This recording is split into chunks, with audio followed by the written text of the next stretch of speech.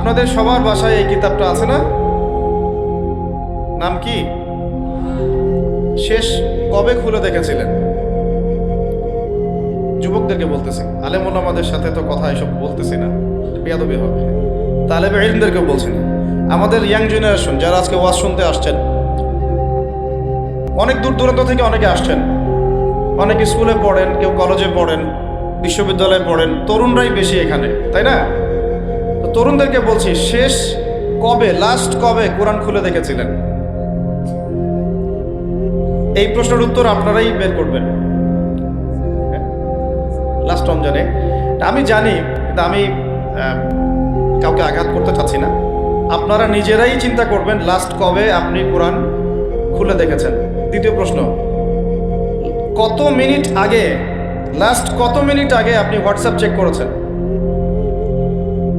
Telegram check করেছেন, Messenger check করেছেন, আর ফেসবুকে ঢুকেছেন? লাস্ট কত মিনিট আগে বলেন, অনেস্টলি বলেন। 10 মিনিট, আধা ঘন্টা, 1 ঘন্টা, বা এই ওয়াজে আসার আগেও, বা এখনো অনেকে হয়তো ঢুকে বসে আছে। এই তো এই অবস্থা যদি এই জাতির হয়, এবার শক্ত কথাটা শুনেন, এই অবস্থা যদি এই তরুণ প্রজন্মের হয়, আল্লাহর কসম, আল্লাহর কসম করে বলতেছে, আল্লাহর কসম, আমরা আল্লাহকে চিনি, এই প্রজন্মের হাতে আল্লাহ পাক বাইতুল মুকাদ্দাসের বিজয় দিবেন না। আপনারা 1000 মাহফিল করেন, কিচ্ছু করতে পারবেন না, কিচ্ছু করতে পারবেন না।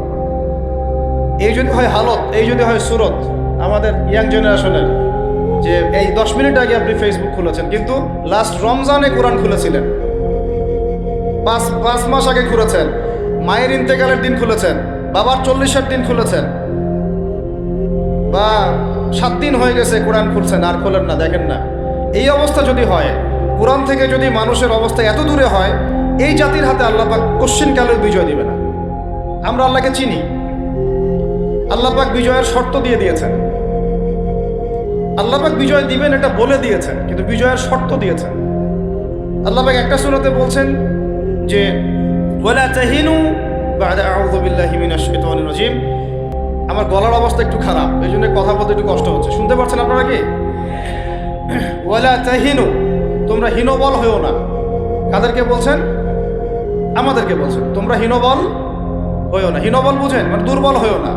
ওয়ালা তাহজানু, দুশ্চিন্তা করো না, টেনশন করো না, উদ্বিগ্ন হইও না। ওয়া আনতুমুল আ'লাউনা, তোমরাই বিজয়ী হবে। তোমরাই কি হবে? ইন কুনতুম মুমিনিন, যদি প্রকৃত মুমিন হও তবেই। বুঝতে পারলাম ভাই? আল্লাহ কে বলছেন? আমাদের সৃষ্টিকর্তা, আমাদের পালনকর্তা, আমাদের রিজিক দাতা, আমাদের বিধানদাতা, এই মহাবিশ্বের স্রষ্টা। পুরো মহাবিশ্ব আল্লাহ পাকের আইনে চলে, পৃথিবী বাদ দিয়ে। বলেন পৃথিবী বাদ দিয়ে কেমন করে? দুনিয়াতে মানুষ আল্লাহ পাকের বিধান মানে না, পুরো মহাবিশ্ব মানে। বুঝতে পারতেছেন? এই দুনিয়াতে পুরো মহাবিশ্বের কোটি কোটি গ্যালাক্সি, গ্রহ, নক্ষত্র, তারা, প্রত্যেকটা জায়গায়, মানে এমনকি একটা গাছের পাতাও আল্লাহ পাকের হুকুম ছাড়া, তাসবিহ ছাড়া চলে না। শুধু মানুষ হতভাগা একটা প্রাণী, যে আল্লাহর